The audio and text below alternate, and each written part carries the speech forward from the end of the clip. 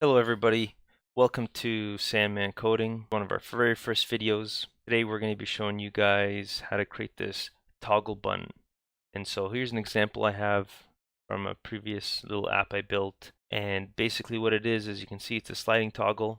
You can toggle from left to right. And you can even, if you want, have it change color so it can go from red to green. Now this has been popularized by the iPhone. If you have one, if you've seen one, this is what it looks like down here. I'm here at my HTML. I'm going to start off by doing is we're going to build it on top of this checkbox input.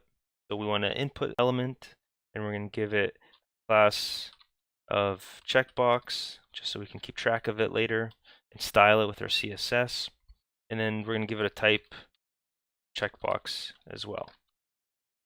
So if you do that and refresh, you'll see checkbox that we can toggle, but our end result doesn't look anything like this.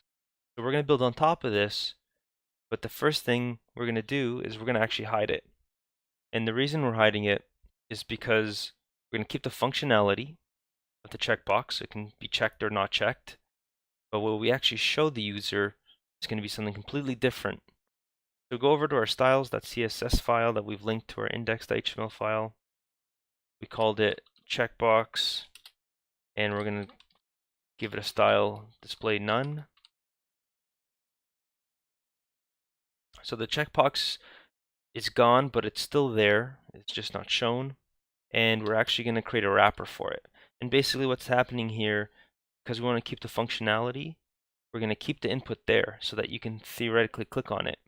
We're going to wrap it with a label element. And this is going to allow us to basically add our own styling to the label. The input's hidden so you don't see it. So you see something and you think it's a slider, but really when you click on it, you're clicking on this input here. And so we get the functionality, but then we get the nice look of a horizontal slider. So we have a label here, and we'll give it a class, and we'll just call it our toggle. Right now we have our toggle. We have our checkbox that we need for the functionality. And the toggle is going to be the background rounded rectangle. Look at our examples. The toggle element is this white rounded rectangle.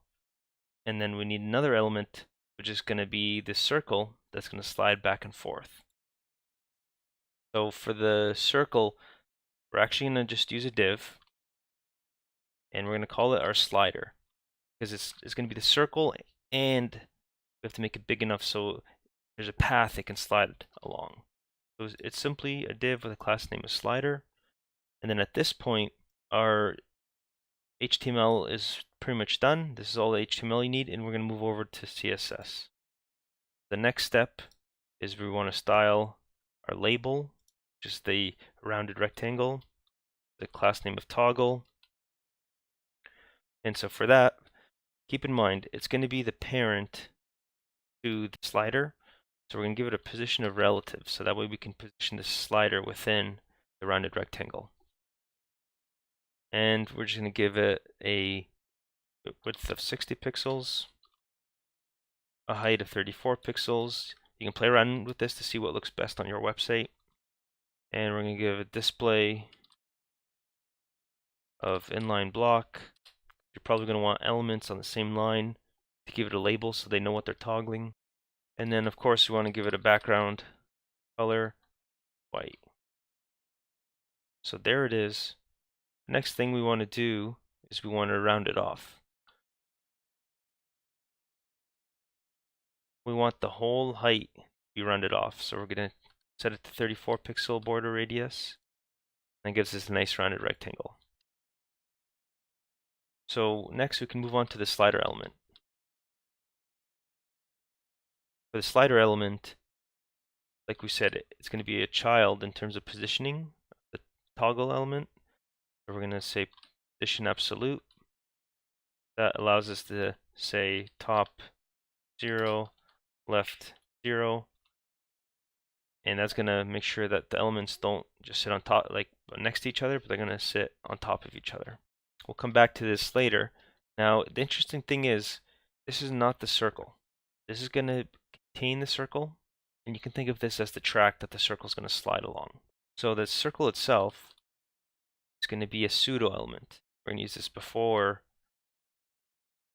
to create a pseudo element, and that's going to represent the circle. So again, we're going to use position absolute, which means it's going to look at the toggle element positioning. We don't have any text content, so we're just going to leave the content empty, but this is required because it's a pseudo element. And so now we can start choosing what the circle is going to look like.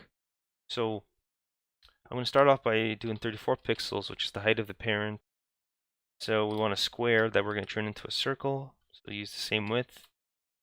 Border radius should be 50% to create a circle. And we want to give it a color. So let's give it a background color. For now, I'll just choose red, brush. There it is. Now it doesn't look that great because there's not a lot of white space around it. You can see it goes right to the edges. So we can do a couple things. Let's say we want 1 pixel above, 1 below. So the height goes from 34 pixels to 32. The width has to match it to be a perfect circle. And see that. But now there's no room on top, but there's too much space on the bottom. So we go back to our slider. We'll tell it, let's start 1 pixel from the top, 1 pixel from the left. Now there's a little bit of breathing room, and you can keep playing around with it to find the right style that works with your website. For the purpose of this video, I'm going to move on. Okay, so we have the button, so we want to work on the animation now. So what we're going to play around with is we're going to look, see whether the input was checked or not, and that's how we're going to change the position. So we say input dot checkbox, and this is how we're going to say if it's checked, then we want our slider for. So this is telling us, I'm going to take you through this because it's important. It's saying look for the input with the checkbox class name. If it's checked, then we want the slider pseudo element, which is this, which represents the red circle. We want to apply the following styles. And what we want to do is we want to apply a transform, and we actually want to move it. And the way you move it is using translate X. That moves it in the X direction. So as you can imagine, we want to move it about 26 pixels. Save that, refresh, and you can see that. So when you click it, even though you can't see the checkbox, it's actually being checked and unchecked automatically. We're clicking on the parent, which just wraps around it. It's just a label.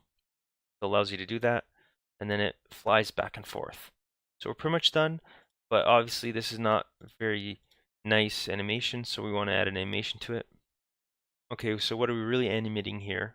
And we're animating the position of the pseudo element. So we're going to add a transition here. I'm going to say all just to keep it simple. It's going to be 0.4 seconds long. Let's refresh. There you go. That's a nice animation. Works for you. We can go a step further. When you are about to click it, you want to let the user know that it's responsive to your click. And you do that by usually changing the cursor. You could change the background color. So you could do both. I'm going to just change the cursor so it turns into a pointer that they know, oh, this is something I can click on. And this is also something that people are so accustomed to that they expect it. If something's clickable, they expect to see that pointer most of the time. Whenever they hover over the toggle element, which is the parent element, anywhere, even if it's over here, we want them to be able to click on it. Then we say, okay, for the cursor, it's going to be the pointer. Save it, refresh. So there we go. Right, and then you hover off. One other thing we could do is you could have it so that when you hover over it, the circle changes colors. So to do that, we'd say, okay, when you hover over the toggle, we actually want to change the slider pseudo element, which is a circle. And we're going to want to change the background to, this is like a darker pomegranate red. You can see that also changes. So it lets the user know hey, I could click that. And then one thing I mentioned before is that you might actually want to style it so that it looks more like the iPhone element, where the background changes color and not the button itself. And that's possible too. And so if you're happy with it, you can stop here. You can keep watching if you're interested in seeing that. That's what we're going to move on to next. If you've enjoyed the video so far, let me know. Subscribe. I'm going to be creating more videos. And if there's anything on the web you want to know how they do, drop a comment so I can make it into a video. Okay, so for the second part of this video, we want to change the background. Go from red to green, keep the circle white. And to do that, we actually have to change our styling a little bit. So basically, if you look at this right now, our rounded rectangle is our toggle. And keeping that white, which is okay, so then our slider is what changes color. And we can tell our slider to change color based on whether sibling is checked or not. With CSS, you can select siblings, you can select children. It's not easy to select the parent element. So what we're going to do is we're actually going to have this toggle as almost just like a transparent container, and the rounded rectangle, which is white in this current state, is going to be our slider. And as you know, the circle is the slider pseudo element using with before. Going back to here, this is the code that creates a rounded rectangle. So what we're actually going to do, move this from here and go down to our slider, set the height to be 100% so it'll match the parent. Now none of that changes. Change that. So as you can see, no longer want to use 1 pixel top, 1 pixel to left, but this before pseudo element, also absolute positioned, say top 1 pixel, left 1 pixel, achieves the same result. So far, we're back to normal. So to do the backgrounds, we're going to change the background slider. Notice we start in the unchecked position. So I'm going to go to my favorite color website, flatuicolors.com. Pick a nice color we're going to use for the background, soft, this, place it here, and we want to change the circle from red to white. If I save that, refresh, okay. When we hover over, we no longer want this to turn red, we want it to stay white, maybe even go a little bit off white. So white, and here's a trick you guys should remember, white is 6 Fs, so FFF, FFF. You just go down by 1 letter, so go down to E, it'll get slightly darker, but it'll be pretty close to white. So E, just off white, exactly what we're looking for, something really subtle. So you know that you can click on it, it'll be responsive. And if you kept going, you can go down to D or C. So let's try C. C is going to get a little bit more gray. That's a little bit more noticeable. Obviously D will be between that and the E's, but I'm just going to keep it as E for now. That looks good. Okay, so now we want to go from red to green. So what's happening when we go from red to green is we're going from unchecked to checked. So what we have to do is something similar here. So say, let's look at our checkbox. If it's checked, then let's change the slider. And we just want to change the background color of the slider. And going back to my favorite website, this would be perfect. Save it, refresh. Look at that. Now, notice the transition isn't as nice. Color change is instant. So that's on our slider. So we wanted to add a transition property there. It's going to be the same one, 0.4 seconds. I'm not going to get too fancy. There it is. Toggle that works. And then if you're using it in forms and whatnot, nothing changes from when you're using checkboxes. You still use this value to keep track of it, to submit it. Use this value using JavaScript and you want to know, hey, what position? Is it unchecked or checked? That's all it is. And if you wanted to, you could even flip around where you started off checked. If you want to start off checked, the easiest thing to do, just give it a checked property. It starts off checked for you. So that's my video. Pretty simple and straightforward. Thanks for watching. And if you have any ideas for things you want to know how we're done in web development, shoot me a comment and I'll love to make a video.